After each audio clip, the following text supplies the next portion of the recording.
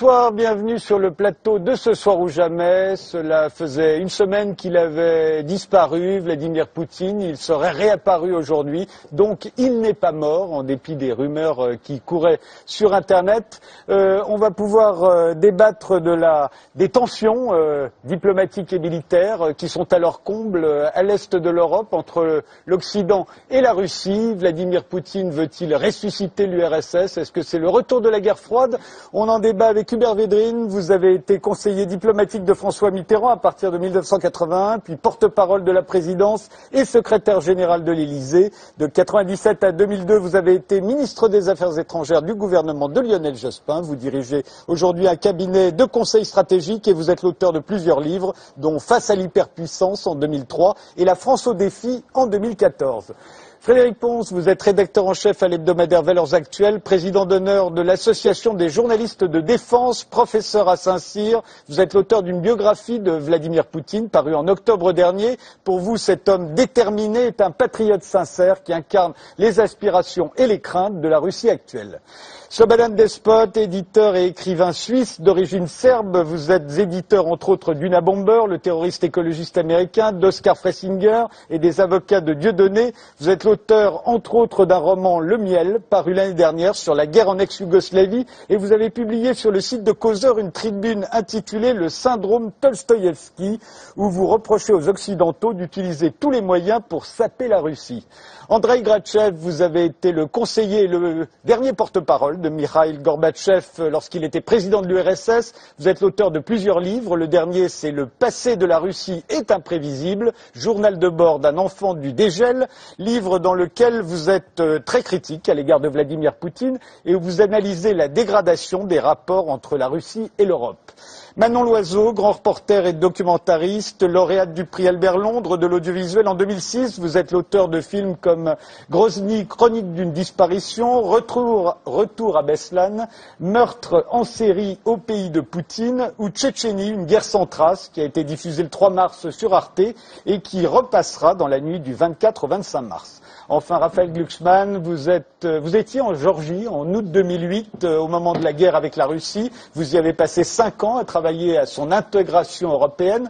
Puis vous avez fait de nombreux séjours à Kiev à partir des premières manifestations sur la place Maïdan en novembre 2013. Aujourd'hui, dans la foulée des attentats de janvier à Paris, vous publiez Génération Gueule de Bois, un manuel de lutte anti-réac, une catégorie dans laquelle vous rangez les fondamentalistes religieux, l'extrême droite et Vladimir Poutine. Alors commençons par ces tensions diplomatiques et militaires qui agitent l'Europe et la Russie depuis un mois au moins, que ce soit en Ukraine, en Biélorussie, en Géorgie, en Lituanie ou en Lettonie, qui assure la présidence de l'Union européenne. Alors la guerre froide est-elle de retour? Selon les 3 minutes d'image que vous allez voir, on a l'impression qu'on peut avoir peur. J'ai apporté avec moi les passeports et les papiers militaires de soldats russes. C'est la meilleure preuve de l'agression et de la présence des troupes russes. Si nous ne parvenons pas à trouver non pas un compromis, mais un accord durable de paix, eh bien nous connaissons parfaitement le scénario. Il a un nom. Il s'appelle la guerre. Les actions de la Russie, d'abord en Crimée, puis dans l'est de l'Ukraine, ont violé les principes de notre coexistence en Europe. Cet homme a envoyé des soldats qui ont franchi une frontière internationale pour occuper un territoire qui ne leur appartient pas au XXIe siècle, se comportant comme une sorte de tyran du XXe siècle. Nous allons rester fermes pour soutenir l'Ukraine et pour défendre le bon sens commun, selon lequel les frontières internationales ne peuvent pas être modifiées par la force en Europe et partout ailleurs. Le 28 janvier dernier, 2 de ces bombardiers se sont approchés des eaux territoriales françaises. Leurs transpondeurs qui déterminent leur position étaient volontairement coupés. J'ai constaté, comme ministre de la Défense, cette présence un peu intempestive de chasseurs d'avions russes qui sont venus se promener pour des raisons que j'ignore à proximité de nos côtes. Les 2 Tupolev volaient dans une zone d'interdiction régionale à 25 km des côtes. Ils ont fait demi-tour car 2 Mirage, un Rafale et 2 avions britanniques ont été dépêchés sur place. La Russie et l'Ukraine, les belligérants, l'Allemagne et la France, les Européens qui s'entremettent pour la paix. La nuit de Minsk aura duré 16 heures. on y frise l'échec, tant et exacerber la tension entre Porochenko, l'Ukrainien, et Poutine, le Russe. Ce n'était pas la meilleure nuit de ma vie.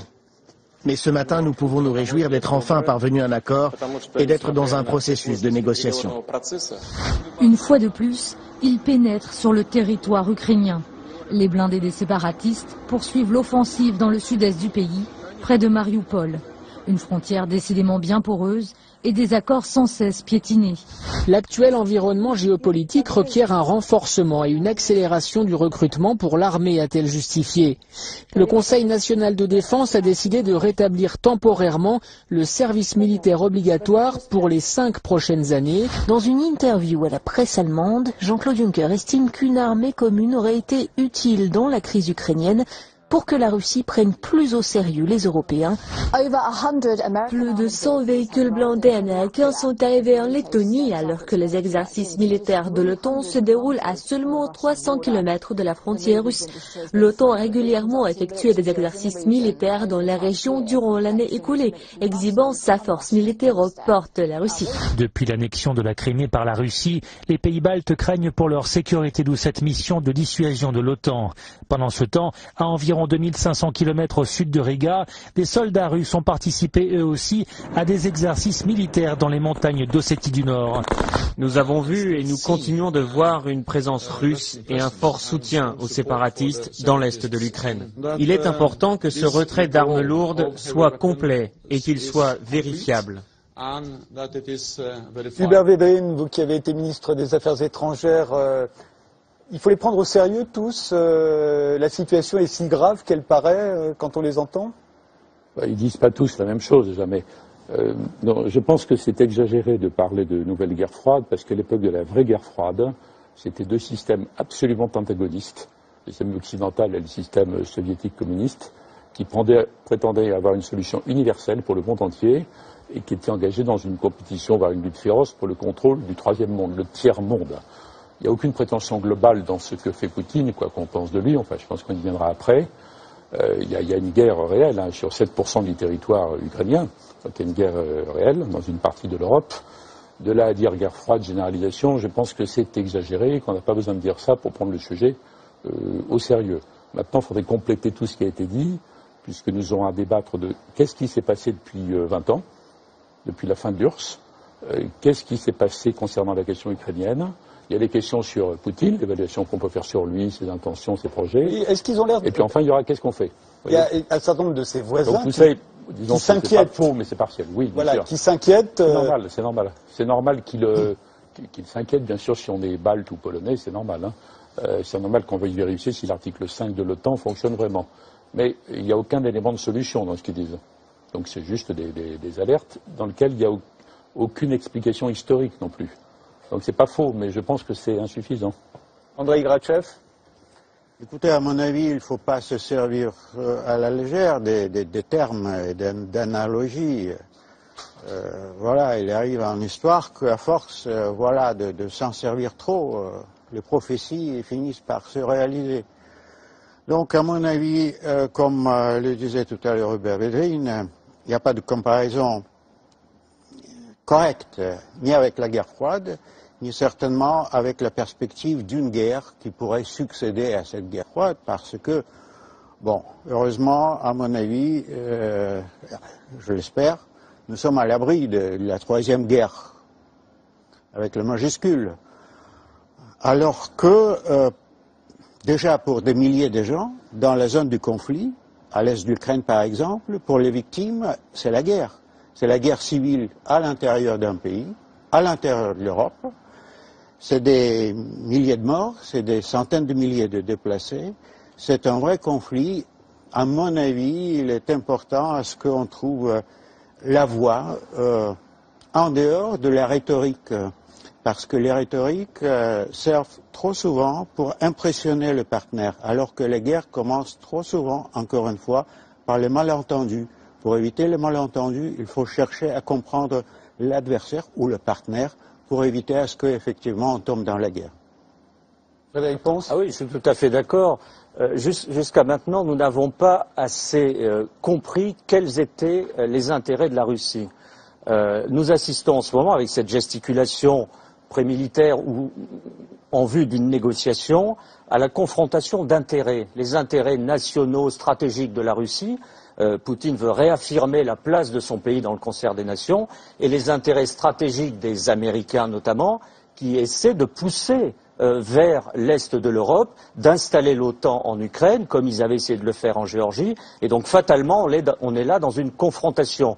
Mais jusqu'à maintenant, ce qu'on peut regretter, c'est qu'effectivement l'Europe n'a pas fait assez d'efforts pour essayer de comprendre ce que veut Poutine, ce que veut la Russie, d'où vient Poutine, qu'est-ce qu'il exprime pour les Russes. Et précisément, Poutine, après avoir stabilisé de façon autoritaire son pays, est en train maintenant de réaffirmer sa puissance en Europe et en Asie, d'où cette confrontation d'intérêts.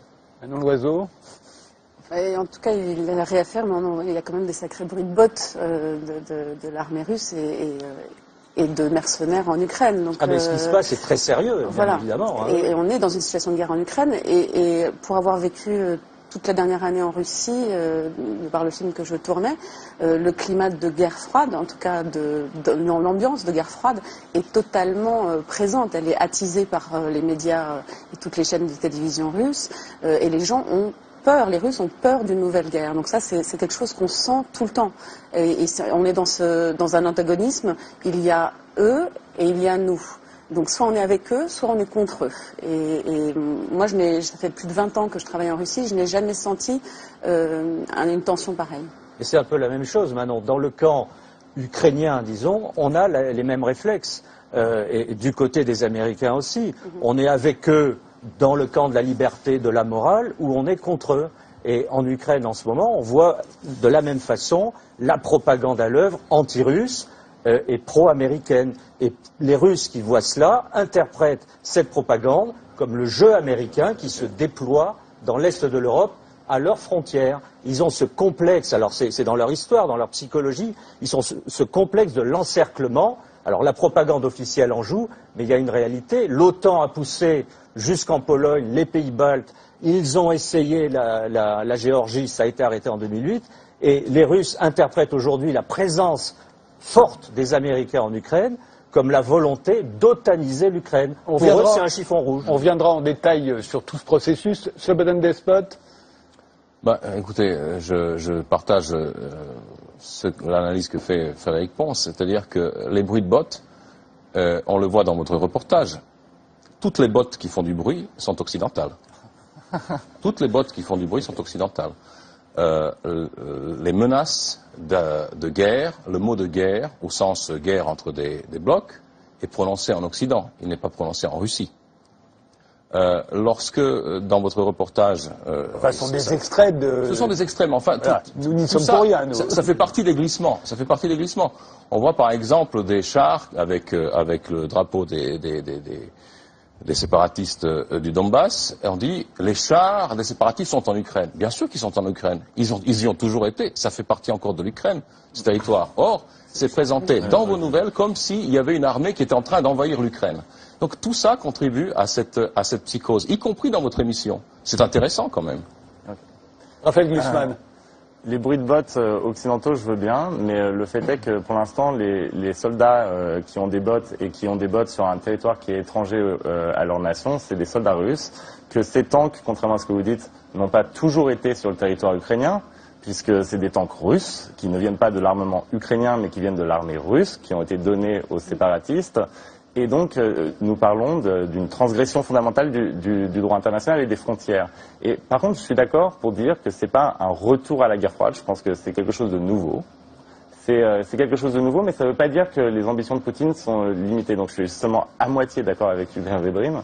C'est-à-dire que je pense qu'il y a un vrai projet quand même de Vladimir Poutine et que son soutien, par exemple, au mouvement d'extrême droite au sein de l'Europe montre qu'il a une ambition qui dépasse le simple conflit territorial du Donbass et qu'il entend remettre en cause autant que possible l'Union européenne, son influence et ses principes. Alors comment est-ce qu'on en est arrivé là Qui est allé trop loin dans Hubert Védrine Ce que vous disiez, il faut remonter 20 ans en arrière pour voir. Alors pour qu'on en arrive ici, qu'est-ce qui s'est passé? Il ne faut pas qu'on soit interminable là-dessus, mais ce que je veux dire, c'est que la situation actuelle, à mon avis, est le résultat de 20 années d'erreurs occidentales, ce qui ne disculpe en rien la Russie, hein. Ni la Russie, ni Poutine, ni l'Église orthodoxe, ni rien, ni le nationalisme russe que Poutine a contribué à réveiller et qui, à mon avis, l'embarrasse aujourd'hui, mais enfin c'est autre chose. Mais je pense qu'il y a eu beaucoup d'erreurs du côté américain, du côté OTAN, du côté des Européens, des erreurs à propos de l'affaire de l'OTAN, à propos de la localisation des systèmes antimissiles, à propos de la conception de l'accord d'association Europe-Ukraine, à propos de l'Ukraine. On a voulu avancer nos pions trop loin, trop près de la Russie? En gros, l'Occident a considéré que l'URSS était vaincue et que par conséquent, il n'y avait plus qu'une seule zone d'influence dans le monde, c'était celle de l'Occident, et que par conséquent, il fallait le traduire en termes stratégiques et géopolitiques, même s'il y a eu pas mal de nuances entre les présidents américains successifs, notamment sur l'affaire antimissile. D'autre part, on a laissé passer des années et des années sans faire à propos de l'Ukraine ce que même des gens très durs, pas du tout conciliants, ni complaisants, comme Kissinger et Brzezinski recommandaient depuis des années. C'est-à-dire de faire de l'Ukraine un pont. Enfin, Brzezinski a un peu évolué, c'était pas sa position initiale. Kissinger, depuis longtemps, il dit que l'Ukraine ne doit pas être dans l'OTAN. C'est un pays, quand il est indépendant, il s'est affronté entre les Ukrainiens russes et les Ukrainiens polonais, donc il faut qu'il soit neutre. Et il faut même finlandiser. Même Brzezinski, maintenant, qui est un militant polonais, en quelque sorte, parle de finlandisation, ce qui veut dire neutralisation. Quand Jacques Chirac a tenté à un moment donné, c'était après l'époque où moi j'étais ministre, d'obtenir pour l'Ukraine une sorte de neutralité, une double garantie, l'administration américaine de George W. Bush a cassé cette idée, disant non, l'Ukraine doit être dans l'OTAN, point. Il est hors de question qu'il y ait une situation intermédiaire. Bon, je pense que ça n'a pas été bien inspiré, je pense que la Russie était traitée avec arrogance, mépris, désinvolture, maladresse, provocation, etc. On peut défendre ça sur un plan moral, mais en tout cas, c'est inefficace et je pense que ce qui se passe est aussi un sous-produit de ça. Même si Poutine, de son côté, à mon avis, a joué avec le feu. En termes de nationalisme, certes outragé, un peuple certes humilié, des gens qui ont perdu 30 à 40% du pouvoir d'achat dans les années 90. Il n'empêche que ils ont peut-être contribué, du côté russe, à créer une sorte de Frankenstein russe. Donc voilà, à mon avis, il y a un problème des deux côtés. Avec Glucksmann, vous l'avez défendu sur le plan moral, justement. Cet élargissement, mais non, j'ai un peu un problème avec ça. C'est-à-dire que là, on discute de l'Occident, de l'OTAN et de la Russie, et on oublie que les acteurs essentiels du début de cette histoire, c'est des Ukrainiens, ou alors des Géorgiens, mais des Ukrainiens qui font une révolution démocratique. Et je pense, sincèrement, que pour Vladimir Poutine, la clé de cette intervention en Ukraine, c'est l'insurrection de Maïdan, et c'est une réaction qu'il a de manière quasi identitaire et viscérale face aux multiplications des révolutions démocratiques dans le monde arabe, puis en Ukraine. Ça se rapprochait de ses frontières, et c'est une menace, il le perçoit comme une menace pour l'ordre autoritaire qu'il a instauré en Russie même. Et donc, il faut faire attention quand on fait de la géopolitique.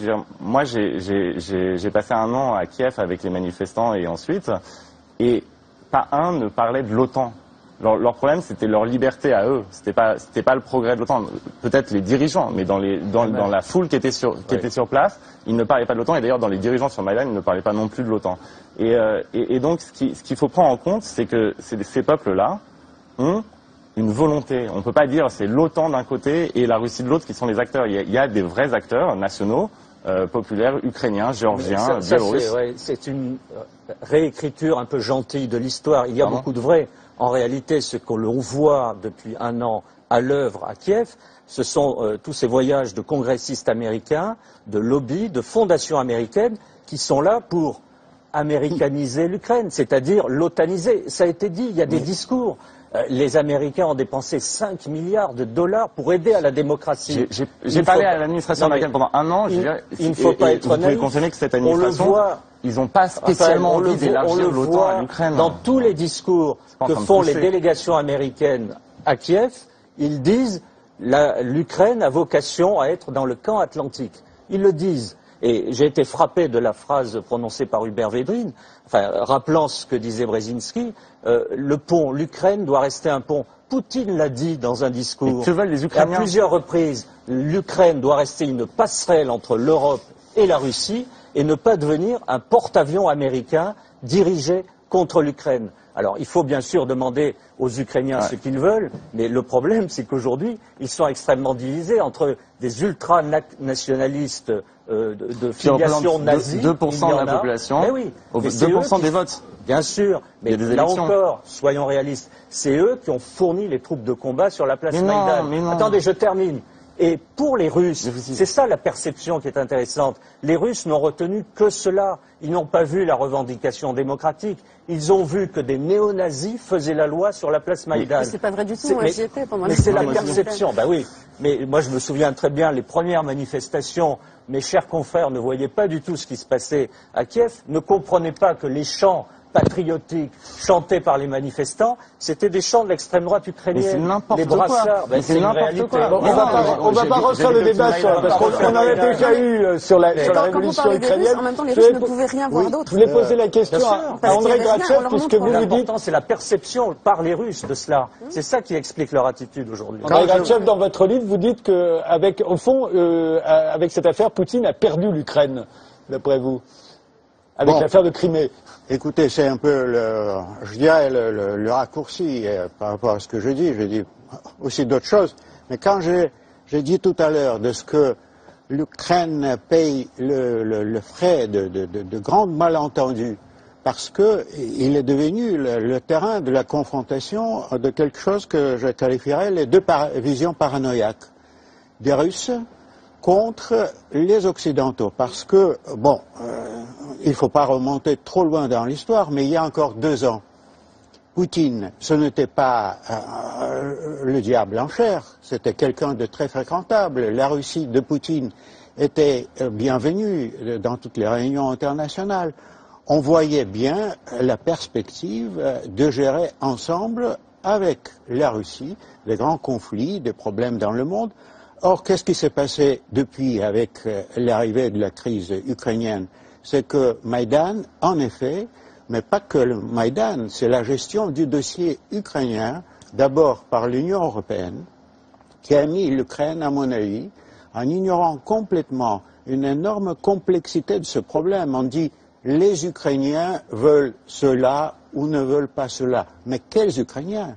Il y a plusieurs Ukrainiens à l'intérieur de ce même pays. Il y a l'Ukraine de l'Est, il y a l'Ukraine russophone, il y a les Russes à l'intérieur de l'Ukraine, il y a l'Ukraine occidentale. C'est vrai que les participants de Maïdan, je vous l'accorde, ils ne parlaient pas de l'OTAN, certains l'ignorent son existence, mais c'est les dirigeants qui prennent la décision. Parce que tout ce qui s'est passé à Maïdan, et surtout il y a 1 an, en février 21, c'était vu de la Russie. Et c'est peut-être un des aspects de cette vision, en partie paranoïaque, mais après tout, il y a de la réalité dans chaque paranoïa. C'était, enfin, la fracture d'un équilibre extrêmement fragile que représentait l'Ukraine. L'équilibre intérieur, du point de vue démographique, économique, historique, autre. Deuxième équilibre qui a été fracturé, c'est l'Ukraine en tant que pont, ou en tant qu'entité neutre, pas encore finlandisé formellement, mais aussi formellement, parce que le Rada, le Parlement de l'Ukraine, avait voté le non-alignement de l'Ukraine, alors que, avec la prise de pouvoir à Kiev par la fraction la plus dure, la plus nationaliste, et je dirais anti-russe, dans la nuit de février, c'est cet équilibre déjà stratégique vu de la Russie qui a été brisé. Une autre vision paranoïaque qui se rencontre avec la vision russe sur le territoire de l'Ukraine et en fait une victime, c'est la vision occidentale en Poutine, enfin un nouveau reconstructeur de l'Union soviétique, quelqu'un qui est un nouvel empereur qui veut rebâtir l'empire de la Russie. Et donc, à mon avis, ces 2 grands malentendus, ils sont à l'origine de ce conflit et qui peuvent, malheureusement, à mon avis, nous pousser encore plus vers l'aggravation. Le bonhomme despote. Oui, je pense qu'en ce moment même, en Russie, il doit y avoir des émissions, il y en a d'ailleurs tout le temps, de débats qui, de même qu'on se pose la question ici de savoir que veut Poutine, est-il le diable en personne, pose la question de savoir que veut Obama, que veut l'Union européenne, etc. Sont-ils les diables? Donc, je veux dire, il y a effectivement une escalade qui réside ne serait-ce que dans le fait qu'on personnalise cette affaire. Mais je veux revenir sur un point qui est extrêmement important parce que c'est effectivement, à partir, à mon avis, des événements d'Ukraine qu'on est entré dans une logique de confrontation avec la Russie de Vladimir Poutine. M. Glucksmann a parlé de révolution démocratique. Révolution démocratique, d'abord, c'est un oxymoron, c'est une contradiction dans les termes. Ensuite... Pas quand on vit en tyrannie. Ensuite, oui, justement, cette affaire ne date pas ni du 21 novembre 2013, lorsque ces manifestations ont commencé suite au refus de M. Yanukovych de signer l'accord de libre-échange avec l'Union européenne, ni le 22 février, lorsqu'il a été renversé en place de Maïdan. Ça a commencé en tout cas en 2004, vous y étiez sans doute, avec la révolution orange de la place Maïdan, la première fois où M. Yanukovych, chef du parti des régions, a été nommé Premier ministre. La rue, une manifestation organisée, l'a contraint à concéder un troisième tour d'élection où il a perdu au profit de M. Yushchenko. Depuis, la coalition Yushchenko, donc Yushchenko, Timoshenko, enfin de partis qui sont pro-européens, a continué de gouverner ce pays, alors qu'il y a eu toute une série d'élections législatives, anticipées ou non, qui ont été organisées de 2004 à aujourd'hui. 2006, victoire de Yanukovych. 2007, victoire de Yanukovych. 2010, victoire de Yanukovych à 30-35%. 2012, victoire de Yanukovych. Si l'Ukraine avait eu le même système majoritaire que la France, Yanukovych gouvernait avec 60% du Parlement. En 2002, l'UMP gouvernait avec 60% de l'Assemblée nationale en France, avec 33% des votes. Ouais. Et ce n'était pas le cas. Donc Yanukovych a passé son temps pendant 10 ans à gagner les élections et à ne pas gouverner parce que le gouvernement était entre les mains de gens qui étaient des pro-occidentalistes, qui chaque parti pris isolément n'avait absolument aucun soutien populaire, qui faisaient des alliances de circonstances, qui ont continué de gouverner et qui ont fini par renverser violemment ce gouvernement. Et donc, laissez-moi finir, et donc, nous discutons aujourd'hui, je ne suis pas faux, ce sont des chiffres que je vous donne. Non, c'est faux. Mais vous pouvez dire ce que vous voulez. Excusez-moi, on va pas refaire. Non, on va pas le refaire. Mais est-ce que je peux poser une question à M. Glucksmann qui n'arrête pas de dire que c'est faux? C'est faux, oui. Est-il vrai que votre épouse est vice-ministre dans le gouvernement actuel? C'est vrai? Vice-ministre dans le gouvernement, donc de Kiev, du gouvernement putschiste. Oui. Il est normal. Mais de quoi vous me parlez? Le gouvernement qui a renversé le gouvernement élu de Kiev. Vous avez le ruban des envahisseurs du Donbass. Il vaut mieux porter le ruban des envahisseurs du Donbass que la croix gammée, comme certains des amis. Bien sûr, moi je porte la croix gammée. J'ai parlé de certains des amis. On ne va pas refaire la révolution ukrainienne. Dont votre femme fait partie. Bien sûr. Et oui. Et c'est pour ça que vous savez qu'en Ukraine, l'extrême droite fait 2% des élections quand elle fait 25 en France, et que les dirigeants qui ont gagné en pleine guerre les élections sont des dirigeants démocrates. C'est bien sûr. Est-ce qu'il est vrai? Et en plus, vos chiffres sur les élections en Ukraine, je sais que tout le monde s'en fout, mais vos chiffres sont faux. C'est-à-dire que c'est faux. Yanukovych n'a pas gagné les élections de 2006 et 2007. Donc nous savons que votre épouse fait partie du gouvernement de Kiev. Oui, on est bien d'accord. Mon épouse qui est géorgienne, qui a participé aux révolutions. Non, il paraît que maintenant elle a la nationalité. Ouais, elle a pris la nationalité. On va pas faire un débat sur la crise ukrainienne, sans parler des chiffres, a révélé en réalité que ce pays était fracturé. Qu'on le veuille ou non, une partie de l'Ukraine, notamment l'extrême sud, la Crimée, et l'extrême est, le Donbass, ont refusé ce coup d'État, révolution, révolution de Maïdan. Attendez, je termine.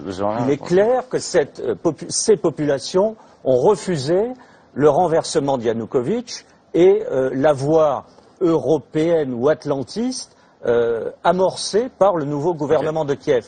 Et donc ces gens-là ont voulu être pris en compte. Et c'est là où Poutine est assez fort parce qu'il arrive évidemment pour protéger les russophones de l'Est en disant ces gens-là ont besoin d'être entendus, donc il faut que le gouvernement de Kiev mette en place une sorte de décentralisation pour que ces populations soient entendues, pour qu'elles puissent pratiquer le russe. Et bien sûr, seulement ces gens-là, et je termine, ces gens-là ont eu l'impression d'être ostracisés, les russophones d'Ukraine, d'être ostracisés, de voir interdite la pratique de la langue russe dans les écoles, plein de maladresses. Pardon? C'est le point clé. C'est le point clé. Et toutes ces maladresses ont fait que ces gens, à un moment, et pas seulement des Russes ou des agents russes, ces gens ont pris leurs fusils de chasse, ont pris leurs armes pour dire niet au gouvernement de Kiev. Alors, répondez, Raphaël Glucksmann, et puis après on passe à autre chose que l'Ukraine. On va pas refaire l'Ukraine. C'est un pays où il y a des élections, et elles ont eu lieu de manière démocratique, validée par toutes les instances internationales, sauf dans les territoires qui étaient contrôlés par les troupes russes ou pro-russes. D'accord? Et ces élections, même à l'Est, dans l'Est russophone, ont donné une majorité aux candidats qui étaient pro-européens et qui étaient pro-Maïdan, même dans l'Est russophone. Et donc, moi, je veux bien qu'on raconte ce qu'on veut sur... les russophones se dressent, mais c'est pas une affaire de langue. Moi, je veux dire, tous mes amis sur Maïdan, parce qu'effectivement, je vais vous dire quelque chose, je vais valider ce que vous avez voulu suggérer avec votre référence à ma femme.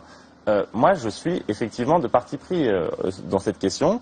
J'ai été là-bas pour aider ces gens à faire leur révolution démocratique, parce que oui, quand on vit en tyrannie, on a le droit de se soulever, et ces révolutions sont créées par personne, que ce soit en Tunisie, en Égypte ou en Ukraine. Elles n'ont pas été créées par l'OTAN ou l'Union européenne, elles ont été créées par des jeunes gens qui étaient sur Facebook et Twitter, et qui se sont mobilisés. Ça peut vous faire marrer. Bien sûr, mais ça vous fait marrer, c'est ça. Mais les Américains ont mis des milliards dans votre Facebook. Les Américains n'ont pas mis des milliards dans... Mais bien sûr. Bon, ok, moi j'ai été sur place. Les fondations de George Soros, elles font quoi? Elles font de la philanthropie, bien sûr. Pensez ce que vous voulez. Mais il y a des gens qui veulent vivre en liberté. Mais soyons sérieux, vous parlez de la tyrannie en Ukraine. La tyrannie... Voilà, qui a été tout à l'heure confirmé. Enfin, l'existence d'un pays qui a connu non seulement les élections libres dans lesquelles alternativement gagné les pro-russes, les anti-russes ou les pro-européens. Donc il s'agissait d'un pays qui, à mon avis, était... aussi le ruban là. Attendez, parce que si vous parlez tous ensemble, si vous voulez que je vous écoute, autant que vous m'écoutiez aussi. Quand même.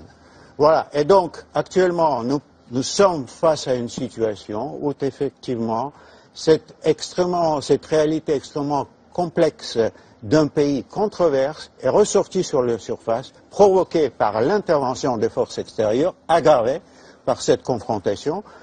Les problèmes, les soucis, les préoccupations géostratégiques de l'Est-Ouest dans le sens plus traditionnel sont ressortis sur la surface pour aggraver cette situation. Et à quoi nous sommes arrivés un an après? Mais pratiquement, nous sommes à la case zéro. Le fait que le déclenchement de la crise ukrainienne, du dossier ukrainien, a été largement provoqué par le fait que d'abord l'Union européenne a cru à la possibilité de gérer le problème ukrainien sans implication de la Russie, et même en rejetant la participation de la Russie dans la considération des aspects même économiques de ce problème. Deuxièmement, nous sommes actuellement, un an plus tard, un an peut-être trop tard, avec 6 000 morts, avec 500 000 personnes déplacées, avec les destructions, peut-être la fracture, je crains, irréparable au sein de cette société et de cet État, à la case zéro, lorsque, eh bien, on commence à attendre de la part de puissances occidentales, de leurs dirigeants, des propos d'une sagesse formidable. L'Ukraine, enfin, n'est pas envisagée comme un membre de l'OTAN. De la bouche de la chancelière allemande, on entend de ce que, pourquoi pas, on envisagerait enfin une forme de l'association entre l'Union européenne et l'Union eurasienne, ce qui était à l'origine du conflit initial, il y a un an, et actuellement un autre aspect qui semble être bien considéré comme tout simplement une solution de bon sens. On est devant la nécessité d'accepter une formule de fédéralisation, un autre F, en plus de F, la finlandisation, c'est-à-dire la décentralisation qui tiendrait compte de la réalité extrêmement différente, contrastée de ce pays. Il y a un mot résume beaucoup de choses, et on en revient à Poutine, c'est le mot humiliation. Dans cet accord d'association voulu par l'Union européenne avec l'Ukraine, beaucoup d'éléments, de points de ce dossier allaient à l'encontre des intérêts de la Russie. Et ce qui est frappant de voir, c'est que l'Europe a monté cet accord d'association, ce que vient de dire M. Grachev, sans tenir compte des liens très particuliers, historiques, spirituels, de la Russie avec l'Ukraine. Et Poutine a dit tout de suite, et quand on lit encore une fois les discours à répétition qu'il a pu faire, ça revient systématiquement, c'est « je ne veux pas dépecer l'Ukraine », dit Poutine, « je ne veux pas envahir l'Ukraine ». Après, dans le détail, ça se discute. Mais il dit l'Ukraine doit rester un pays indépendant, mais il faut que l'Union européenne et l'Amérique prennent aussi en compte les intérêts de la Russie dans cette région. Ce qu'on n'a pas fait, les Russes le ressentent comme une humiliation. Alors, je vais donner la parole à Manon Loiseau et à Hubert Védrine qu'on entend peu, et surtout qu'on sorte de l'Ukraine, parce qu'il n'y a pas que l'Ukraine qui est en jeu, il y a eu la Géorgie avant l'Ukraine, il y a aujourd'hui la Lituanie, la Lettonie qui s'inquiètent, il y a en Moldavie un parti pro-russe. Alors Hubert Védrine, là aussi la question est toujours, qui revient en permanence, est-ce que Vladimir Poutine veut ressusciter l'ancienne URSS ? La vraie question, j'espère qu'on va y venir, c'est comment on sort de tout ça. Hein. Évidemment. Ce que le débat d'ailleurs rappelle, même ici, il faut sortir de ça. Il faut trouver une solution d'avenir. Sur Poutine, moi je fais partie de ceux qui considèrent que Poutine est très critiquable naturellement, mais qu'on a eu bien de la chance qu'il n'y ait pas pire que Poutine. Compte tenu de ce qu'a vécu le peuple russe dans les années 90, compte tenu de l'humiliation, c'est pas une explication suffisante. L'humiliation ne justifie pas tout et n'importe quoi. Mais on a vu historiquement que l'humiliation peut aboutir à des conséquences tout à fait abominables quand un peuple se sent meurtri, rejeté, etc. Et donc je redis ici que la politique occidentale, à mon avis, était idiote, arrogante, maladroite, contradictoire, y compris dans ce qui vient d'être redit, c'est-à-dire l'extraordinaire balourdise européenne dans la conception de l'accord. Alors que veut Poutine? À mon avis, il est l'enfant de ça. Il est l'enfant de cette humiliation. C'est un homme que j'ai connu, avec qui j'ai discuté, j'ai eu à négocier avec lui. Il est à la fois très très calculateur, très très intelligent, très cérébral, et en même temps extrêmement viscéral et affectif. Je pense qu'il représente, Andrei Grachev doit le savoir mieux que moi, mais quelque chose qui ressemble assez à la Russie d'aujourd'hui. On cite souvent Poutine, il faut se rappeler de la citation en entier, celui qui ne regrette pas l'Union soviétique n'a pas de cœur, ça c'est quand il parle aux Russes, parce que nous on ne la regrette pas. Mais ceux qui veulent la reconstituer n'ont pas de tête. Bon. Et moi, je ne le vois pas du tout comme quelqu'un qui aura un plan secret d'invasion, fou, etc. En revanche, je le vois comme aux aguets, attendant, et se précipitant sur les erreurs faites en place, puisque, à ses yeux, à lui, tout ça, c'est le résultat de budgets géants dépensés non pas par Obama, mais par des fondations, par des journaux, par des agents, par des trucs. Il s'est précipité sur les erreurs du président géorgien, à un moment donné. Il s'est précipité sur la base du prétexte de l'interdiction annoncée, non mise en œuvre, mais annoncée, l'interdiction de l'usage de la langue russe. Je ne pense pas qu'il ait un plan d'ensemble. Il pourrait se précipiter sur d'autres occasions si elles se présentaient. Là, il faut distinguer d'abord les pays qui sont dans l'OTAN. Il y a quand même un article 5. Et moi, ça ne me choque pas que les États-Unis et l'OTAN réaffirment que l'article 5 fait obligation. Rappelez-nous ce que c'est que l'article 5. L'article 5, c'est l'article 5 du traité de l'Atlantique Nord, donc de l'Alliance Atlantique, qui fait obligation à l'ensemble des alliés de défendre l'un des alliés quel qu'il soit et s'il est attaqué. Ce serait le cas pour la Lituanie ou la Lettonie. C'est la base même. Donc je ne pense pas que Poutine va se frotter à ça. Moi, ça ne me choque pas si on avait une approche politique globale vers une solution, qu'on rappelle entre autres que les pays de l'OTAN sont intouchables. Mais évidemment, ça s'ajoute à un compromis intelligent sur l'Ukraine avec une double garantie, et ça s'ajoute à une reconstruction de la relation avec la Russie. La Russie sera toujours là. Et détester Poutine, ça ne fait pas une politique.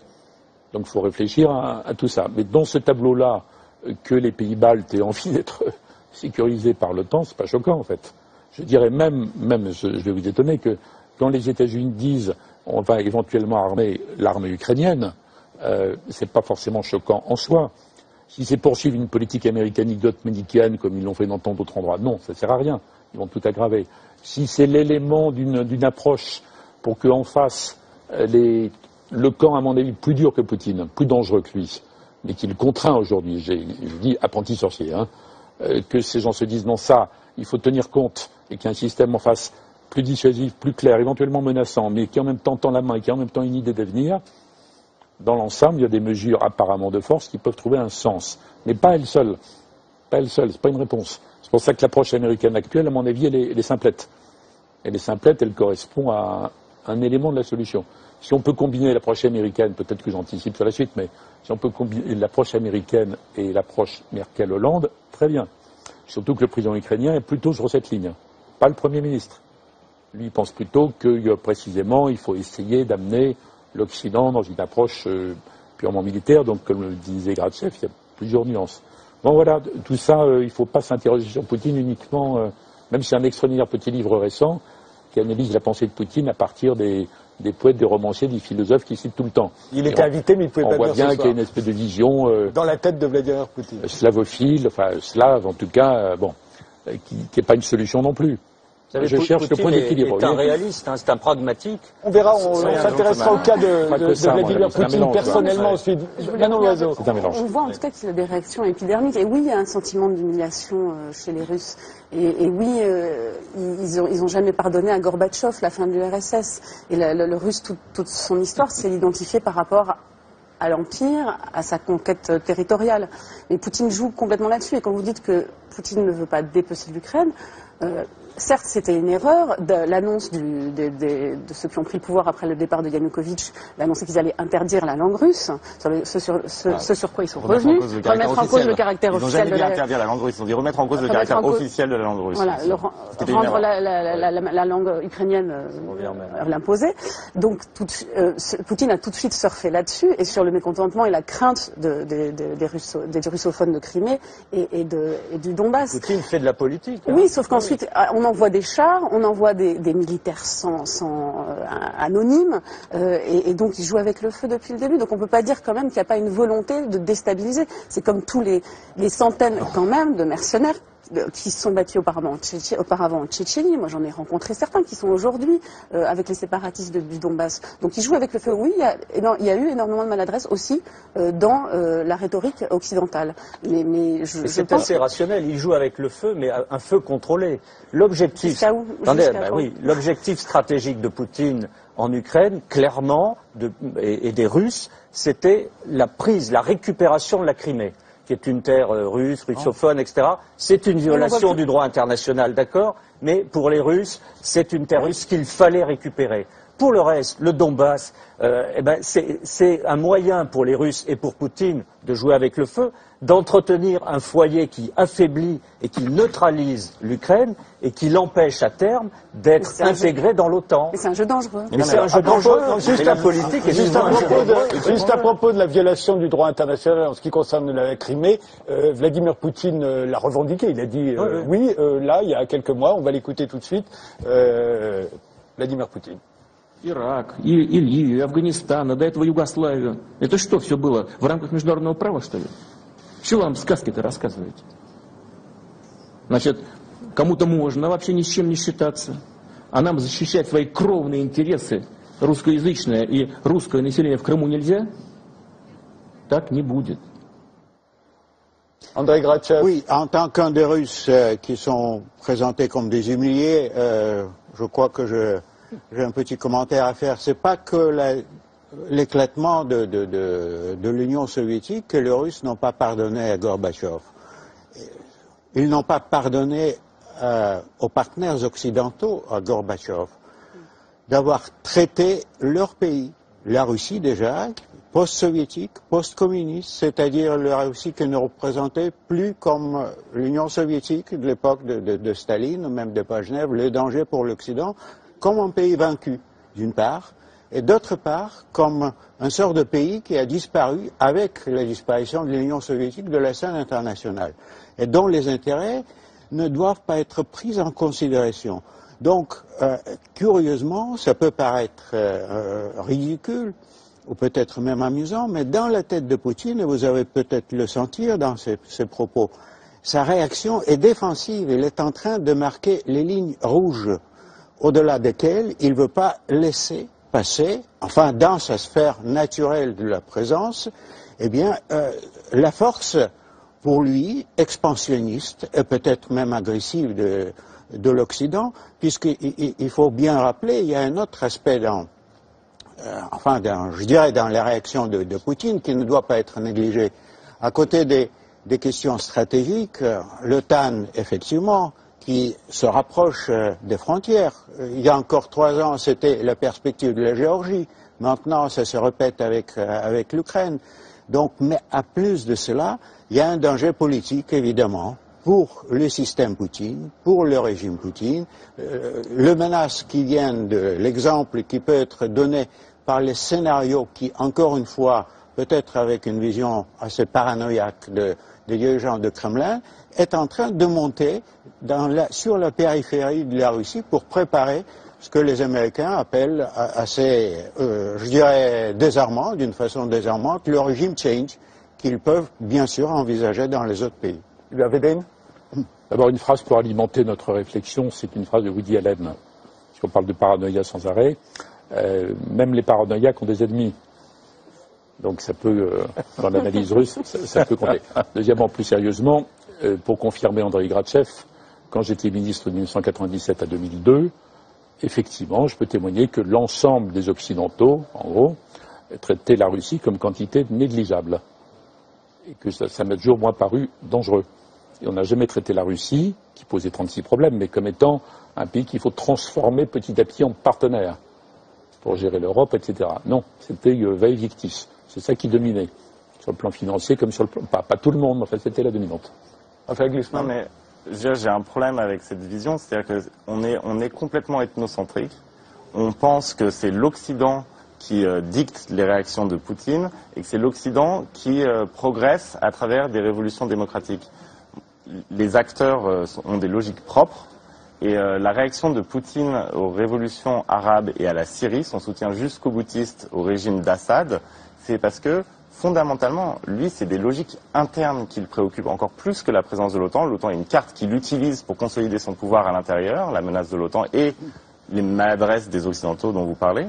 Mais lui, ce qui lui fait peur, c'est cette logique-là de mobilisation populaire qui n'est instrumentalisée par personne. Les administrations américaines successives étaient hostiles au processus révolutionnaire. Ils n'étaient pas hostiles aux manifestants, mais ils étaient hostiles au fait que ça se transforme en révolution, que ce soit en Géorgie, que ce soit en Égypte, que ce soit en Ukraine.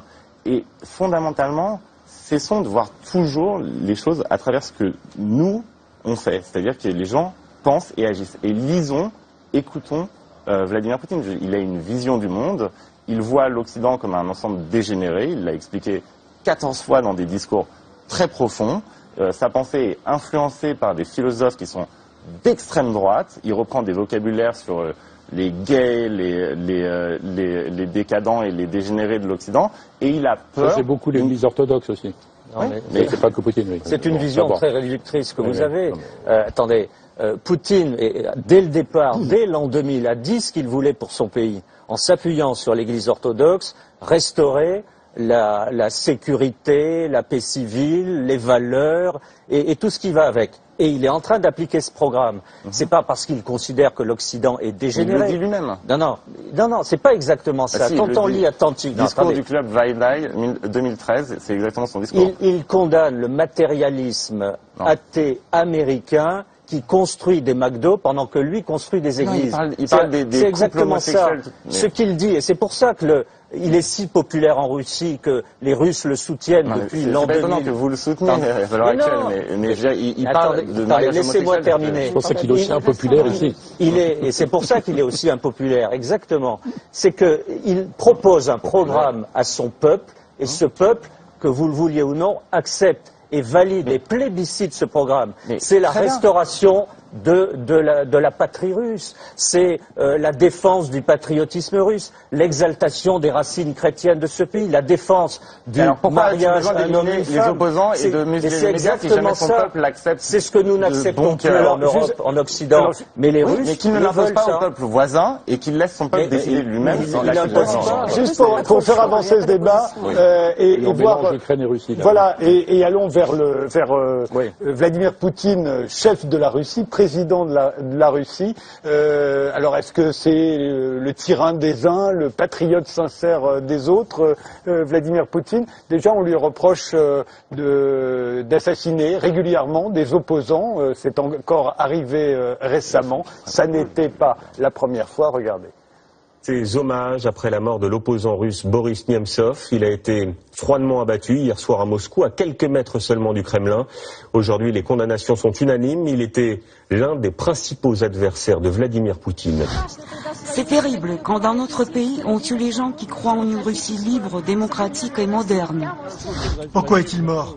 Ça a servi à quoi? En Russie, on éliminait et on élimine toujours les meilleurs. Inquiétude en Russie autour d'une mafia de plus en plus active dans les milieux politiques. Hier, c'est un député très en vue qui a été assassiné. Sergei Yushchenkov était l'une des figures du libéralisme russe, connu aussi pour sa défense des valeurs démocratiques. Il a été abattu de plusieurs balles alors qu'il rentrait chez lui en fin d'après-midi. Beaucoup d'émotions après l'assassinat de la journaliste russe anti-Poutine, connue pour avoir couvert et dénoncé la guerre en Tchétchénie. Les États-Unis se disent choqués par le meurtre de cette femme tuée par balle en bas de chez elle. On notera le silence du Kremlin. Il n'a pas survécu à son empoisonnement. L'ex-espion russe réfugié en Grande-Bretagne, Alexandre Litvinenko, est mort hier soir, irradié. Avant de mourir, l'ex-agent a pointé du doigt le président russe Vladimir Poutine, commanditaire selon lui de son assassinat. Ce double meurtre en Russie qui relance les doutes et les inquiétudes sur l'exercice des libertés. 2 ans et demi après l'assassinat d'Anna Politkovskaya, c'est un avocat spécialiste de la Tchétchénie qui a été tué, ainsi qu'une journaliste à ses côtés. Pour les défenseurs des droits de l'homme, ces meurtres sont aussi graves, aussi importants que celui d'Anna Politkovskaya, il y a un peu plus de 2 ans, qui elle aussi dénonçait les exactions commises en Tchétchénie et dont les véritables assassins courent toujours. Madame Loiseau, je l'ai dit tout à l'heure, vous aviez réalisé un film intitulé Meurtre en série au pays de Poutine. Pour vous, c'est le commanditaire de tous les assassinats qu'on lui impute? Non, c'est pas ce que le film raconte. D'ailleurs, je pourrais faire un numéro 2, Meurtre en série au pays de Poutine. Staline disait « Niet tchelavek, niet problème », pas d'homme, pas de problème. Je ne pense pas que Poutine soit le commanditaire des meurtres. Je pense qu'il y a certainement un climat qui a été créé sous Poutine qui favorise ce genre d'assassinat politique. Et voilà, et l'assassinat de Boris Nemtsov il y a quelques jours donne un signal très inquiétant. Pourquoi? Boris Nemtsov, Pourquoi celui-ci? Parce qu'il est... Ça fait très longtemps qu'il est dans l'opposition, il ne menace personne, Boris Nemtsov. Il était l'un des seuls encore de l'opposition, avec Alexei Navalny qui est en prison, qui a été empêché d'aller à la manifestation, empêché d'aller à son enterrement. Il appelait à une manifestation pour la paix en Ukraine et il a été assassiné 2 jours avant. Donc aujourd'hui, on nous sort une piste tchétchène, évidemment, parce que ça c'est souvent la piste tchétchène. Le principal suspect a été déclaré par Ramzan Kadyrov, l'actuel président tchétchène, héros et patriote. En même temps, aujourd'hui, il apparaît qu'en fait, ses aveux, il a avoué donc avoir tué Boris Nemtsov. Ses aveux ont été extorqués. On voit mal le lien entre l'assassinat de Boris Nemtsov et une piste tchétchène. Le Kremlin dit que ce serait pour les raisons qu'il aurait soutenu l'équipe de Charlie Hebdo. Tout ça paraît très très peu vraisemblable. Et l'assassinat de Boris Nemtsov, pour beaucoup de Russes, signifie aujourd'hui que tout est possible. Alors il y avait déjà eu l'assassinat de Madame Politkovskaya et bien d'autres assassinats qui sonnaient le glas et qui étaient annonceurs d'une période sombre, mais celle-là paraît particulièrement... Ça reste une question importante, en tout cas vue d'ici. Est-ce que Vladimir Poutine, c'est un tyran ou est-ce qu'au fond, c'est le chef de la Russie et que la Russie se reconnaît en Vladimir Poutine? Alors, Slobodan Despot? Oui, de nouveau, moi je n'aime pas beaucoup cette personnalisation de tout ce contexte. Au fond, il ressort de ce débat 2 choses. Là, d'une part, le fait que si on éliminait Poutine, tout rentrerait dans l'ordre. Poutine en tant que personne, et non pas, par exemple, tout le système de pouvoir, le système de défense, le système politique, le système du renseignement, le système de l'économie russe, qui fonctionne en accord avec Poutine, dont Poutine est le garant, le représentant, comme M. Obama l'est du système américain. Cette personnalisation revient dans la tête des gens, puisqu'il n'existe que ça. On ne parle jamais de l'État russe, du gouvernement russe. On ne parle que de Vladimir Poutine. Ça revient toujours à instiller dans la tête des gens, à infuser dans la tête des gens, l'idée que la Russie est une sorte de république bananière tenue par un seul homme. La Russie est un grand État. Sans la Russie, je vous le rappelle, vous ne pouvez plus envoyer des gens dans l'espace, vous ne pouvez plus ravitailler la station spatiale. C'est quand même pas les Caraïbes. Ensuite, la deuxième chose qui ressort de ce débat, je reviens à ce qui s'était dit juste auparavant, c'est que, au fond, nous sommes tous d'accord ici que l'Occident se comporte comme un éléphant dans un magasin de porcelaine, mais ne veut pas que le tenancier du magasin lui présente la facture. Or, là, nous avons un tenancier qui essaie de présenter la facture, et qui essaie de présenter cette facture en regard de ceux dont il a hérité en l'an 2000. Il a hérité d'un pays qui, sous Yeltsin, était devenu un paradis mafieux. Il se trouve que j'ai édité en langue française le livre d'un député et reporter russe qui s'appelait Govorukhin. Le livre s'intitulait « La grande révolution criminelle » qui décrivait le pillage systématique à grande échelle de la Russie à une époque où une troupe de théâtre pouvait se déclarer, obtenir un brevet d'exportation de cuivre et endommager l'État russe pour des milliards à titre privé. Ce qui a donné lieu à la caste des oligarques qui étaient des individus dotés d'un pouvoir infini et qui réglaient leurs comptes. Il est extrêmement difficile de savoir, de faire la part entre des règlements de comptes éventuellement qui sont ceux de l'État et ceux du système mafieux ou des restes du système mafieux hérités de l'époque Yeltsin. Ça, c'est une chose. Ensuite, j'aimerais bien vous tendre un miroir. Nous discutons ce soir sur l'hypothétique responsabilité du président de la Russie dans l'assassinat, très hypothétique, dans l'assassinat de 7, 8 ou 10 personnes sur une quinzaine d'années. Au même moment, sans que personne ici ne s'y oppose, le président des États-Unis, tous les matins, signe des décrets d'assassinat de gens qui ne lui conviennent pas aux 4 coins du monde. L'année dernière, ce sont 3700 personnes qui ont été tuées dans le monde à coups de missiles sur ordre signé du président des États-Unis.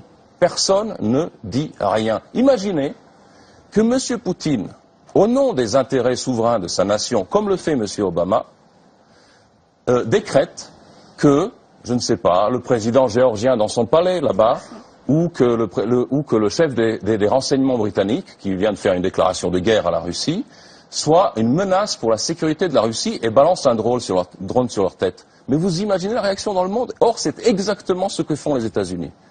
Expliquez-moi ça. Non, c'est un peu différent, ce sont des opposants politiques internes en Russie. Non, mais je suis d'accord. C'est pas la même chose. Oui, mais excusez-moi, mais c'est beaucoup plus grave.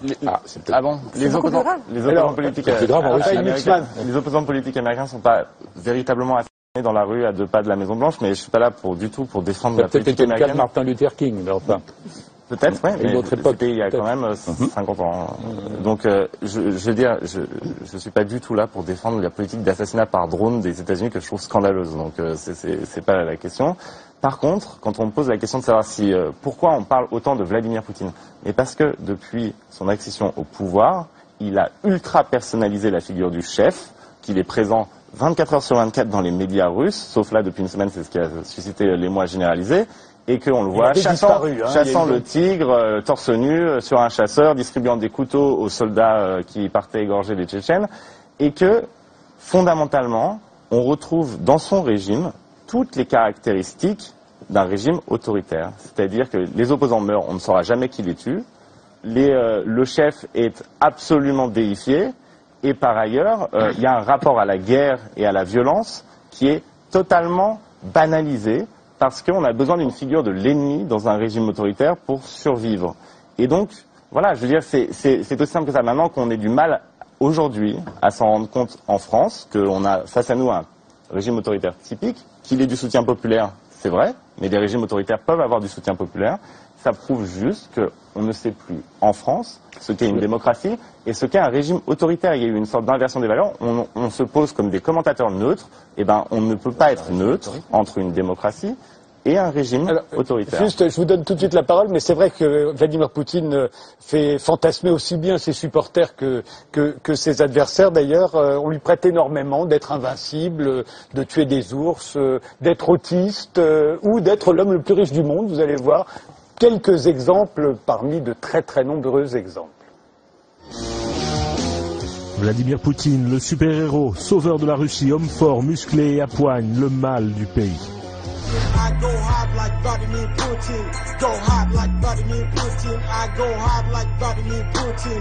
Go hard like Vladimir Putin. Vladimir Poutine, super-héros. Après Poutine à la chasse, Poutine à cheval ou Poutine au karaté, voici Poutine au hockey sur glace. Заметили, когда он пришел во власть в начале века и тысячелетия. Он Божий посланник, и он многое даст. Приходом его во всем улучшение. Alors ce sont des neurologues, ce sont des experts militaires américains qui ont étudié tout ça et affirment donc que Vladimir Poutine est atteint de ce qu'on appelle le syndrome d'Asperger, qui est une forme d'autisme et qui affecterait donc toutes ses décisions selon le rapport. Voilà. Monday, Putin tames 6 black bear. Tuesday, Putin restores sight to blind man. Wednesday, Putin discover blind man is deviant. He feed to tame bears. Vladimir Poutine serait la personne la plus riche du monde. Un fonds de pension américain estime sa fortune à 175 milliards d'euros.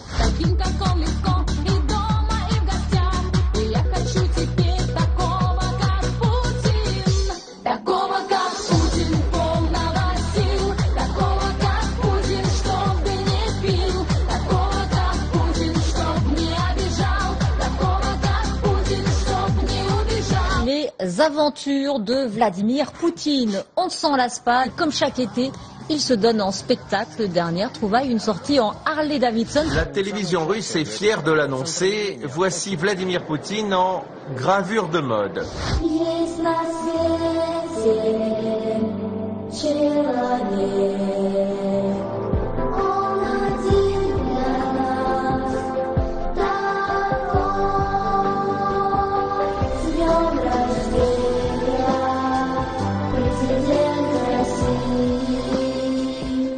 Bon, et on aurait pu ajouter toutes les rumeurs qui ont entouré sa disparition depuis une semaine, et la principale étant qu'il était en Suisse, au chevet de sa maîtresse, en train d'accoucher. Hein. C'est ce qui a l'air de l'emporter. Frédéric Ponce, oui, comment vous expliquez qu'il suscite autant? Il y a eu d'autres ennemis que Vladimir Poutine, mais jamais on a eu autant de visions différentes. Oui, alors, dans son pays, il y a une communication présidentielle à l'œuvre, la propagande du régime, si vous voulez, qui montre un président, un chef de l'État, viril, en bonne santé, c'est pas gratuit. Poutine est plutôt un type secret, timide, qui, j'ai vu certains de ses proches qui m'ont dit, il n'aime pas trop ça, se mettre en scène torse nu sur un cheval. Mais il le fait pour des raisons politiques. Il est dans le registre politique. Parce que jusque-là, les Russes avaient toujours, enfin depuis la fin de l'Union soviétique, les derniers dirigeants soviétiques, puis même Boris Eltsine, c'était des dirigeants vieux, des vieillards, engoncés dans leur manteau, sous leur chapeau,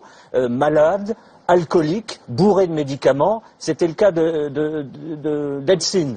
Pas Gorbatchev. Pas Gorbatchev, mais il est resté très peu de temps et il a été emporté par l'histoire. Ouais. Poutine incarne et veut incarner à travers cette communication un chef droit dans ses bottes, sain, viril, pour donner confiance à la population. Alors c'est évidemment instrumentalisé, mais ça fait partie du renouveau politique, spirituel, moral de la force russe. Et on est en plein là dans une réaffirmation de la puissance russe à l'égard de la population russe, mais à l'égard du monde aussi. Quant aux rumeurs, on parle beaucoup de conditionnel, serait le plus riche du monde.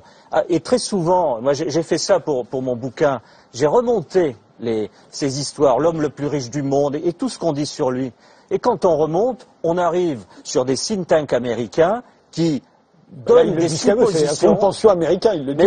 Mais oui, mais il n'y a rien derrière. Jamais de preuves. Il est peut-être le plus riche. Il a peut-être des milliards dans les paradis fiscaux. 170 milliards de dollars. Mais oui, mais qui peut le dire? Et manifestement, nous n'avons pas les éléments. Comme Poutine serait le commanditaire, donc on dit non, il n'est plus le commanditaire des meurtres, mais il pourrait les avoir inspirés. Et puis il y a un climat. On va très loin. Attendez, juste qu'on puisse commenter comme ça, je suis désolé, qu'on puisse commenter comme ça les images qu'on vient de voir, alors que vous savez, il n'y a pas besoin de remonter dans les livres d'histoire pour savoir ce que c'est que le fascisme. Le fascisme, c'est un chef qui se met en œuvre comme ça, avec des enfants qui chantent et qui disent « vous êtes Dieu sur terre ». Et vous pouvez commenter ça en disant « oui, vous comprenez, c'est un petit calcul politicien », mais c'est la nature d'un régime et on n'arrive même plus à le penser en France. Parce qu'on a, dans quel régime se trouve la Russie? Il faut le préciser, et de façon très tranquille. La Russie est une démocratie autoritaire, une démocratie. Les premiers opposants à Poutine, c'est pas le malheureux monsieur Nemtsov, qui ne représentait pas grand-chose. Il y a une opposition parlementaire des communistes, une opposition social-démocrate, ultranationaliste. Ils font des voix et des députés. C'est ça l'opposition. Il y a des élections et la Russie, je termine, pardon. Oui. La Russie est une démocratie de 20 ans. Elle n'est pas apaisée comme la nôtre, qui a 200 ans d'existence. Et nous avons connu, nous aussi, dans l'histoire de notre démocratie, des périodes extrêmement sanglantes et difficiles. Ne pas l'oublier. C'était au début. Un mot d'Hubert Védrine sur les assassinats. Vous vouliez dire un mot et Andrei Grachev. Okay. Oui, sur les assassinats, je reviens donc un peu en arrière. J'ai été frappé par une déclaration d'Adam Michnik, vous savez, qui était une des grandes figures de Solidarność, interrogé là-dessus. Et il rappelait un meurtre qui avait eu lieu après la prise du pouvoir par Jaruzelski, du prêtre qui s'appelait Populescu, c'est ça? Oui.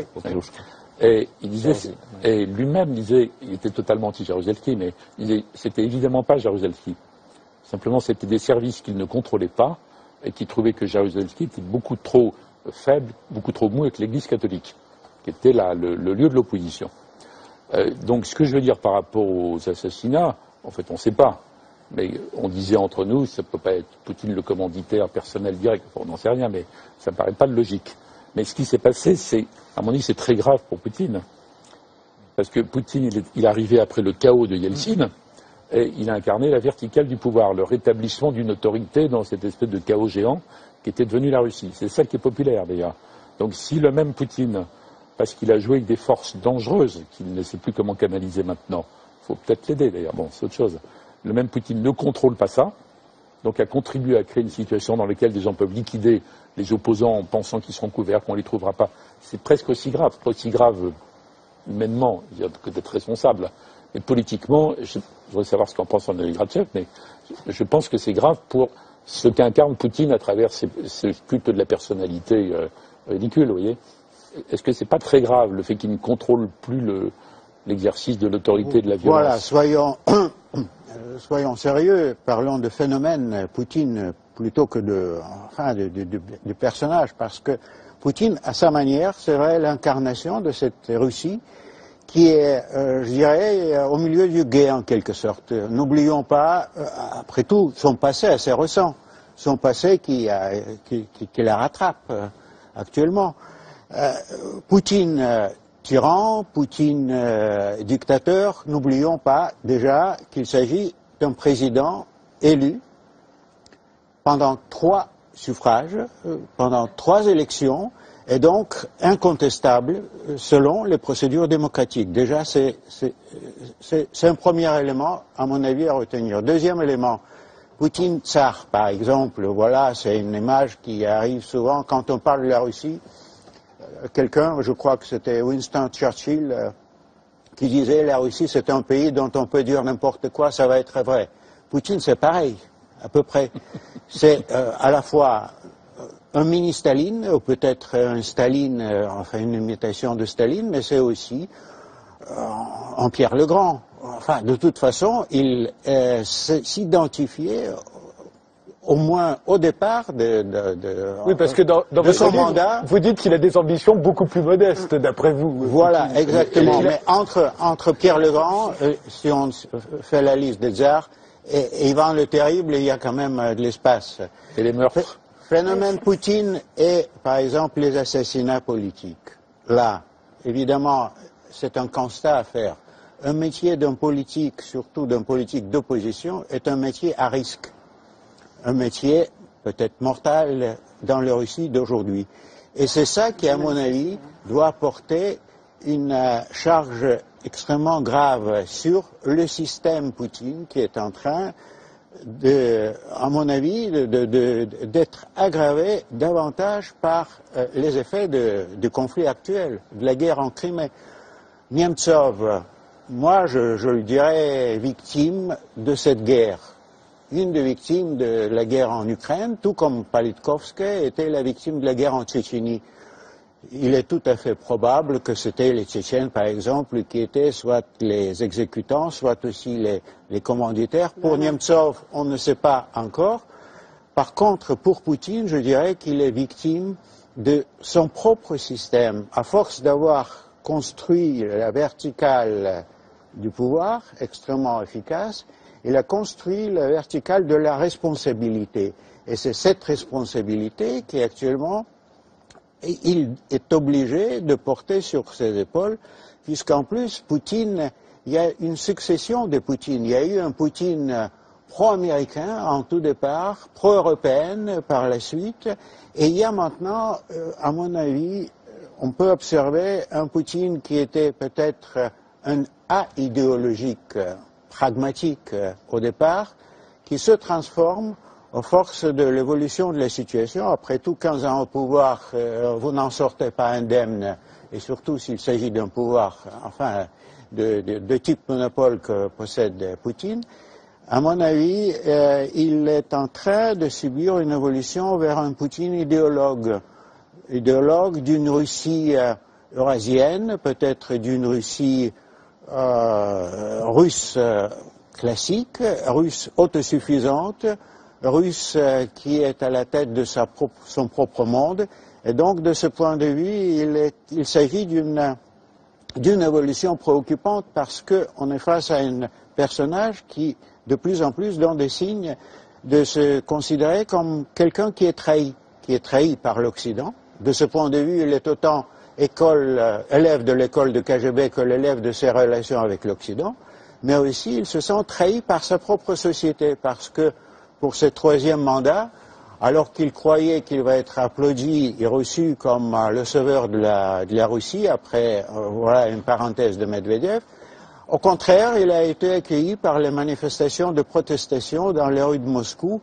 Et donc, c'est à partir de ce moment que dans le langage de Poutine, on a pu trouver des formules genre cinquième colonne, national traître, les opposants équivalents des agents de l'étranger. Donc ça, il s'agit d'une dégradation de la situation dont il porte certainement une responsabilité. Est-ce que Madame Despot? Ce qui me frappe dans ce que vient de dire M. Grachev, c'est qu'on oublie un petit peu, dans tout ce contexte, le fait que tous les dirigeants de tous les pays de l'ex-bloc soviétique sont issus d'un même moule. Quiconque a plus de 50 ans aujourd'hui est issu du moule soviétique, que ce soit en Russie, en Ukraine ou ailleurs.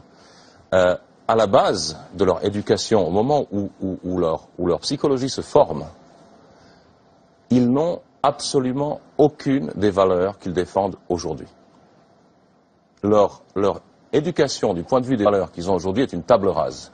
Leur éducation, c'est qu'il faut tenir le pouvoir, il faut être dans la structure et il faut surnager.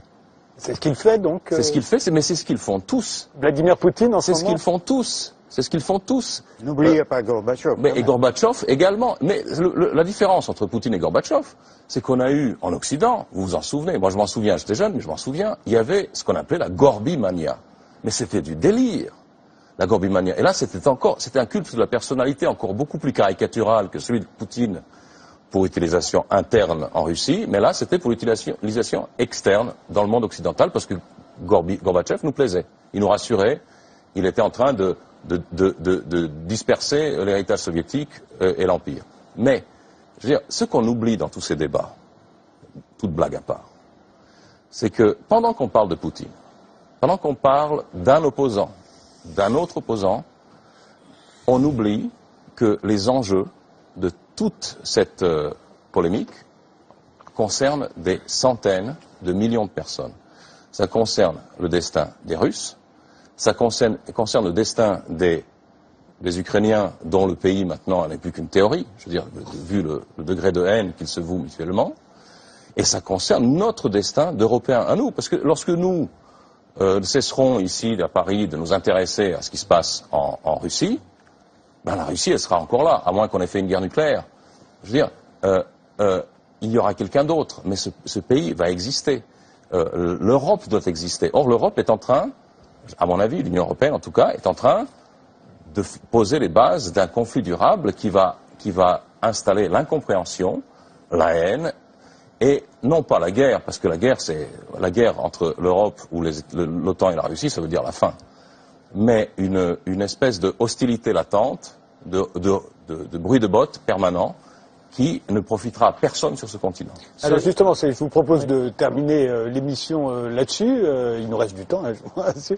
Mais qu'est-ce qu'il faut faire maintenant? À savoir, est-ce que c'est irréconciliable entre la Russie et l'Occident et l'Europe en particulier? Vous citiez la période de Gorbatchev où là, il y avait effectivement une entente extraordinaire entre les Européens et en tout cas Gorbatchev, à défaut d'être de représenter la Russie elle-même. Voilà, qu'est-ce qu'il faudrait faire aujourd'hui pour qu'on puisse de nouveau s'entendre ou en tout cas communiquer avec la Russie? D'un point de vue français, européen, disons, on sait très bien que pour bâtir l'avenir économique et de la sécurité de l'Europe, il faut s'entendre avec la Russie, quels que soient les dirigeants. Il faut faire en sorte aussi que cette possible dérive autocratique que l'on peut deviner peut-être ou que l'on pense exister en Russie, il faut la contrebattre, il faut éviter que la Russie ne rebascule dans une logique totalitaire, ce qui n'est pas impossible.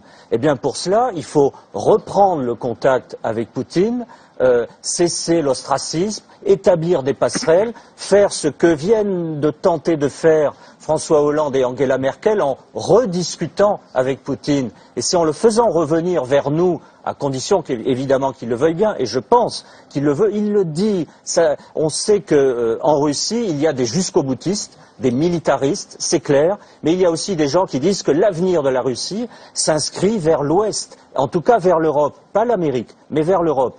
Eh bien, il faut comprendre ce que veulent ces Russes, ce que Poutine peut avoir en tête, et aller vers lui pour bâtir ce partenariat nouveau, simplement.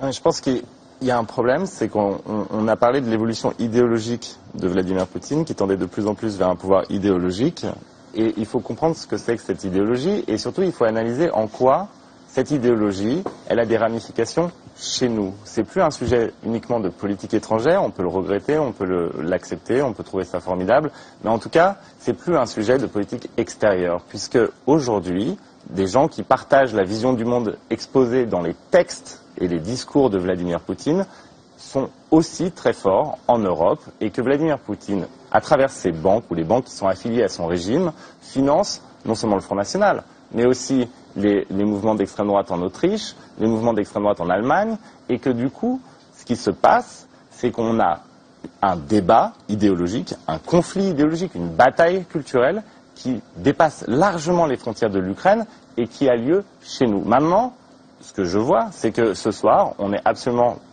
pas du tout dans ce débat-là.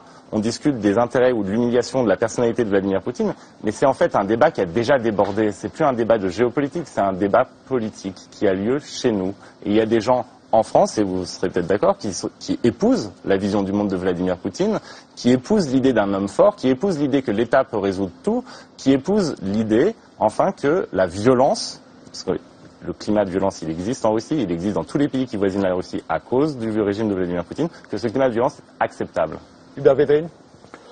Bon, je pense que les phénomènes dont vous parlez existent, mais qui sont marginaux, et que la capacité de la Russie à avoir une influence sur l'Europe occidentale est quasiment nulle, même si ça choque, ça frappe, je ne dis pas que ça n'existe pas.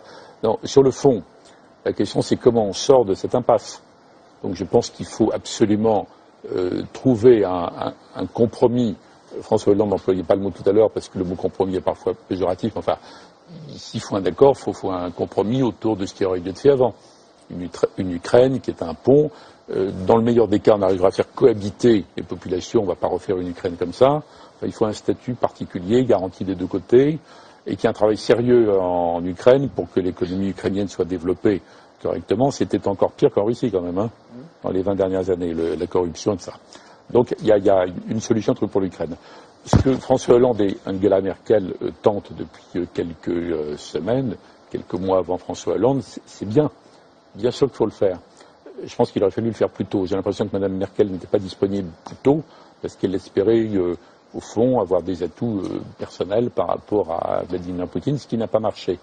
Au-delà de ça, il faut reconstruire une relation entre l'Europe et la Russie, et on n'a pas le choix entre, disons, une sorte de renoncement où on accepterait tout ce que fait Poutine ou le nationalisme russe, et puis l'affrontement et la guerre. C'est absurde. Il faut combiner tout ça.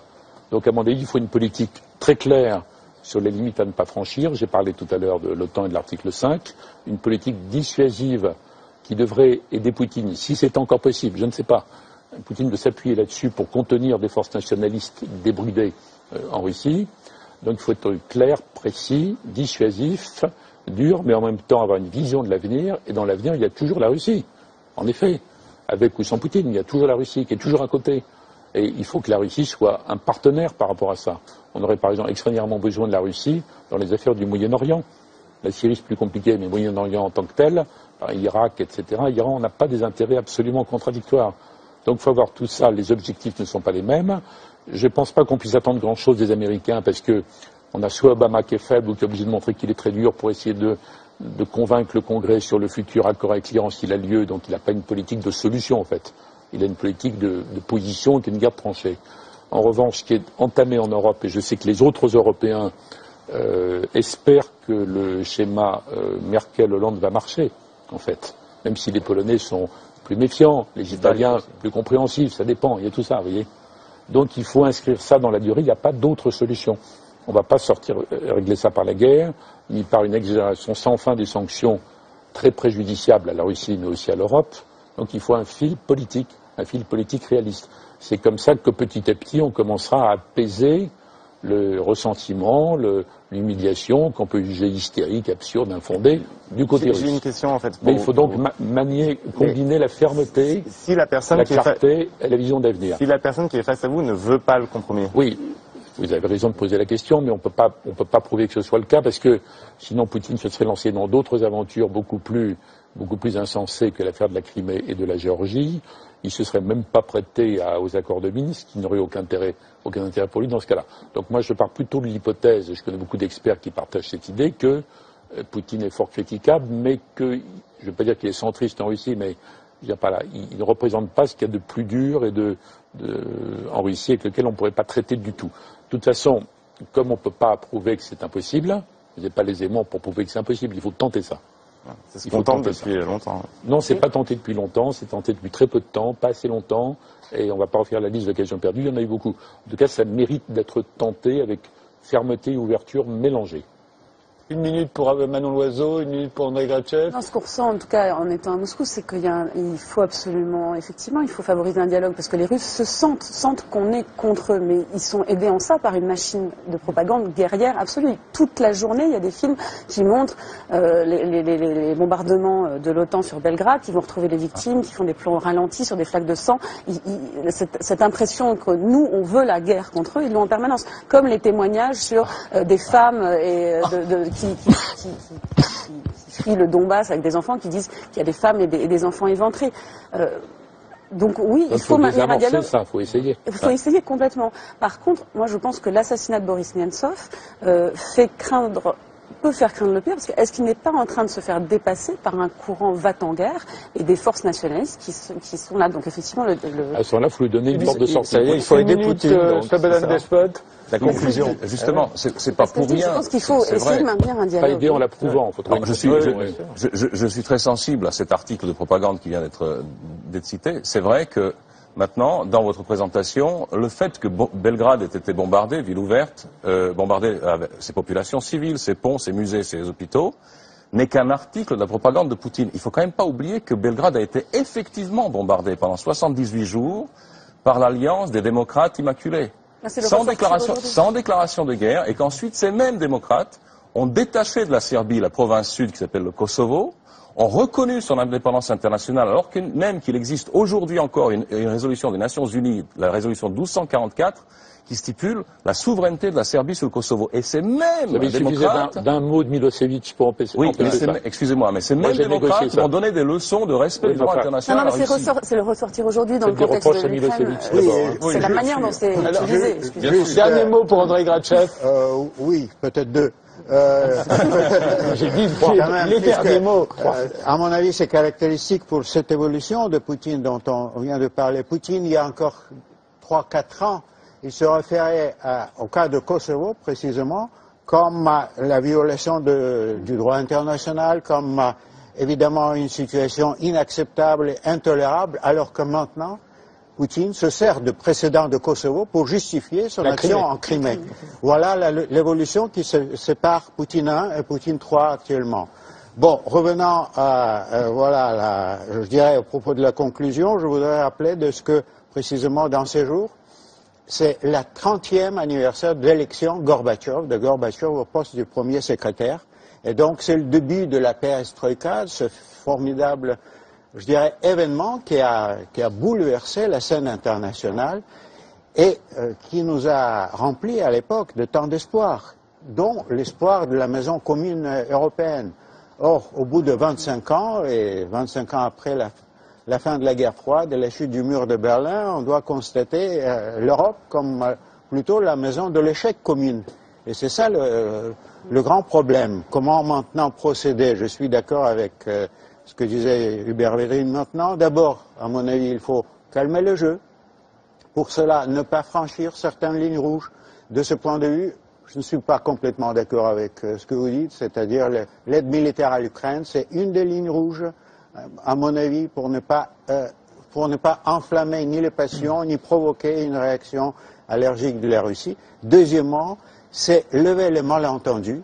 Et troisièmement, impliquer la Russie dans les solutions collectives. Et de ce point de vue, à mon avis, c'est tout à fait évident. C'est pas avec ni le Front National en France, ni avec les extrémistes dans les autres pays, de l'Europe que Poutine veut traiter. Il est prêt, à mon avis, de suivre l'application de Minsk II. Et il faut l'accompagner dans cela. Est-ce qu'il contrôle tout? Et de ce point de vue, à mon avis, curieusement, une des résultats de la crise ukrainienne, c'est que, à côté de la naissance de la nation ukrainienne, enfin sortant probablement devant nos yeux de cette crise, il y a la diplomatie européenne, personnifiée par l'action de couple Hollande-Merkel, qui a des chances à émerger de cette crise, puisqu'il paraît que ce Dieu parvient de parler avec succès à la fois avec Poutine et avec Obama et apporter du calme dans ce jeu, peut-être la perspective de la solution. Je remercie tous les 6 d'avoir participé à cette émission. On se retrouve la semaine prochaine et on se quitte en musique avec Sensavio.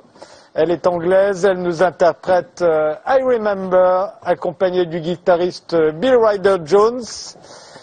Becky, Billy, c'est à vous.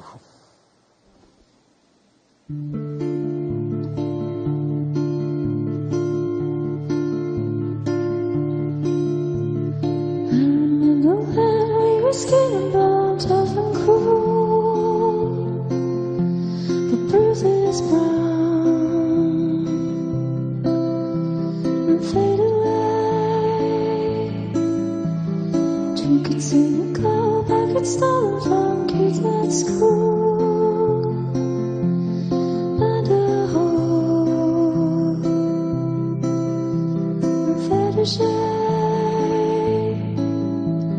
Someone should have told you that you'd always have a place to go. Oh, I thought you would know. Someone should have told you that you'd never find yourself alone. Oh, when was you dreamed of snow?